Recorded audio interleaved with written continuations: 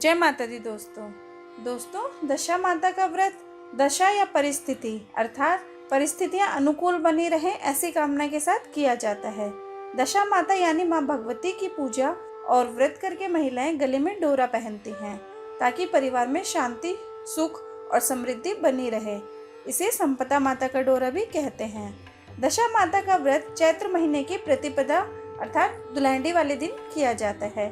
कहीं कहीं पर यह व्रत चैत्र महीने के कृष्ण पक्ष की दशमी तिथि को भी किया जाता है अर्थात होली के 10 दिन बाद।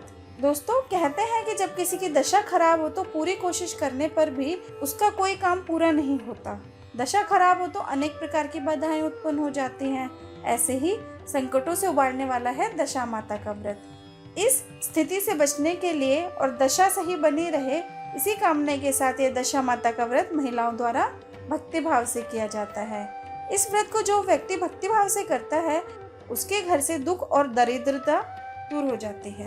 व्रत में महिलाएं दशा माता और पीपल की पूजा कर सौभाग्य, ऐश्वर्य, सुख, शांति और आरोग्य की कामना करती हैं। महिलाएं शुभ मुहूर्त में पीला धागा गले में बांधती हैं। दशा माता पूजा सामग्री में रोली, मूली, सुपारी, चावल, दीप, नैवेद्य, धूप, काजल, गेहूं, धूप, दीप और मेहंदी आदि शामिल हैं। साथ में सूत का धागा लिया जाता है, फिर इसे हल्दी में रंग लिया जाता है। इस धागे को ही दशा माता की बेल कहते हैं। दोस्तों पूजन विधि के अनुसार सुबह स्नान आदि से निर्वृत्त होकर व्रत का संकल्प लेना चाहिए। उसके पश्चात दशा माता और 16 गांठों वाले डोरे का पूजन अक्षत, पुष्प आदि से करते हैं। धूप दीप जलाते हैं और पिछले साल का डोरा अपने पास में रखते हैं। उसके पश्चात माता की कथा सुनते हैं, फिर बाद में आरती गाई जाती है। कहानी पीपल के पेड़ की पूजा के बाद भी कहीं सुनी जाती है। कुछ लोग घर पर भी यह कहानी सुन लेते हैं। पूजा करने और कथा सुनने के बाद महिलाएं दशा माता का पूजित नया डोरा अपने गले में बांध लेती हैं। इस धागे को महिलाएं पूरे साल धारण करती हैं। इसके बाद गेहूं, भोग और पुराना डोरा लेकर पीपल के पेड़ के पास जाते हैं। गेहूं और पिछले साल का डोरा पीपल की जड़ के पास मिट्टी में दबा दिया जाता है या फिर पीपल को बांध दिया जाता है और पीपल की पूजा की जाती है।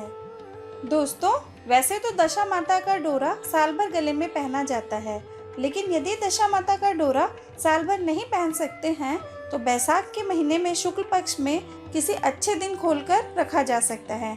उस दिन व्रत करना चाहिए और संपदा माता की कहानी सुननी चाहिए।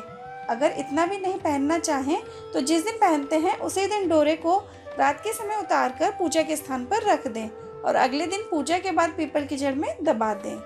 दोस्तों व्रत की कथा के अनुसार हमारे देश में एक राजा हुए थे नल। उनकी पत्नी का नाम था दमयंती। एक बार चैत्र मास की प्रतिपदा को बुढ़िया रानी दमयंती के पास आई। उसने अपने गले में पीला गांठ लगा डोरा बांध रखा था। रानी ने उससे डोरे के बारे में पूछा तो वह बोली, यह संपदा का डोरा है, इसके पहनने से घर में सुख संपत्ति की वृद्धि होती है। रानी ने भी उससे एक डोरा लेकर अपने गले में बांध लिया। राजा नल ने रानी के गले में बंधे डोरे के विषय में पूछा तो रानी ने बुढ़िया द्वारा बताई सारी बातें राजा को बता दी। राजा कहने लगे, तुम्हें किस बात की कमी है जो तुमने डोरा बांधा है? इतना कहकर रानी के मना करने पर भी राजा ने उस डोरे को तोड़कर फेंक दिया। रात्रि में राजा को स्वप्न में एक स्त्री दिखी, बोली मैं जा रही हूँ, और दूसरी स्त्री बोली मैं आ रही हूँ। इस प्रकार 10-12 दिन तक रोज राजा यही स्वप्न देखता रहा। वह उदास रहने लगा। रानी के पूछने पर राजा ने रानी को स्वप्न की बात बता दी। रानी ने राजा से दोनों स्त्रियों का नाम पूछने को कहा। राजा द्वारा उनसे नाम पूछने पर पहली स्त्री बोली मेरा नाम लक्ष्मी है और दूसरी ने अपना नाम दरिद्रता बताया। दूसरे दिन राजा ने देखा कि उसका सब धन समाप्त हो चुका है।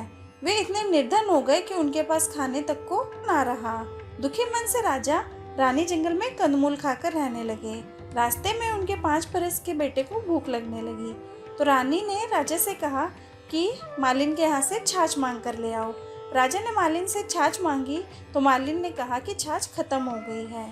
आगे चलने पर एक विषधर ने कुंवर को डस लिया। आगे चलने पर राजा 2 तीतर मार लाया। रानी ने तीतर भुने तो तीतर उड़ गए। राजा स्नान कर धोती सुखा रहा था तो धोती को हवा उड़ा ले गई। तब रानी ने अपनी धोती फाड़कर राजा को दी। वे भूखे प्यासे आगे बढ़े तो मार्ग में राजा के मित्र का घर पड़ा। मित्र ने दोनों को एक कमरे में ठहराया। वहाँ लोहे के औजार रखे थे तो वे धरती में समा गए। चोरी का दोष लगने के डर से वे वहाँ से रात को ही भागे। आगे चलकर राजा की बहन का घर पड़ा।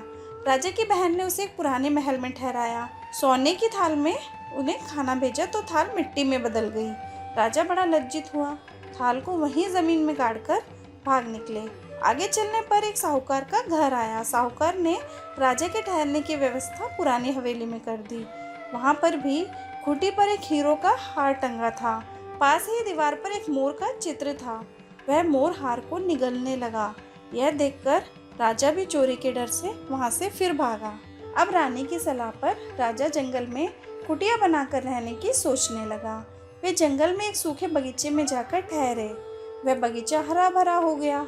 बाग का स्वामी यह देखकर बड़ा प्रसन्न हुआ। स्वामी ने उनसे पूछा, तुम दोनों कौन हो? राजा बोला, हम यात्री हैं, मजदूरी की खोज में आए हैं। स्वामी ने उन्हें अपने यहाँ नौकर रख लिया। एक दिन बाग की स्वामिनी बैठी बैठी कथा सुन रही थी और डोरा ले रही थी। रानी के पूछने पर उसने बताया कि यह संपदा का डोरा है। रानी ने भी कथा सुनकर डोरा ले लिया। राजा ने रानी से पूछा, यह कैसा डोरा बांधा है? रानी बोली, यह वही डोरा है जिसे आपने एक बार तोड़कर फेंक दिया था और हमें इतनी मुसीबतें झेलनी पड़ रही हैं। संपदा देवी हमसे नाराज हैं। रानी बोली, यदि संपदा देवी सच्ची हैं तो हमारे दिन फिर वापस लौट आएंगे। उसी रात को राजा ने सपने में देखा कि एक स्त्री कह रही है, मैं जा रही हूँ, और दूसरी बोली, मैं आ रही हूँ। राजा के पूछने पर पहली स्त्री ने अपना नाम दरिद्रता बताया और दूसरी ने अपना नाम लक्ष्मी बताया। राजा ने लक्ष्मी से पूछा, अब तो नहीं जाओगी? लक्ष्मी बोली, यदि तुम्हारी पत्नी संपदा का डोरा लेकर कथा सुनती रहेगी तो मैं कभी नहीं जाऊंगी। यदि तुम डोरा तोड़ दोगे तो मैं चली जाऊंगी। बाग की मालकिन किसी रानी को हार देने जाती थी। उस हार को दमयंती बनाती थी। रानी को यह हार बहुत पसंद आया। रानी के पूछने पर मालकिन ने बताया कि हमारे यहाँ एक दंपत्ति नौकरी करते हैं, उन्होंने ही यह हार बनाया है। रानी ने बाग की मालकिन से दोनों का नाम पूछने को कहा। घर आकर उसने दोनों के नाम पूछे तो उसे पता चला कि वे नल दमयंती हैं। बाग का मालिक उनसे क्षमा मांगने लगा तो राजा नल ने उससे कहा कि हमारे दिन खराब चल रहे थे, इसमें तुम्हारा कोई दोष नहीं है। अब दोनों अपने राजमहल की तरफ चले। रास्ते में साहूकार का घर आया। वह साहूकार के यहाँ ठहरे। वहाँ साहूकार ने देखा दीवार पर बना मोर नौलखा हार उगल रहा है। साहूकार ने राजा के पैर पकड़ लिए। आगे चलने पर बहन के घर पहुंचा।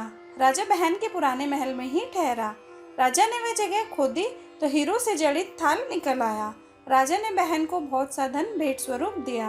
आगे चलकर मित्र के घर पहुंचकर उसी कमरे में ठहरा।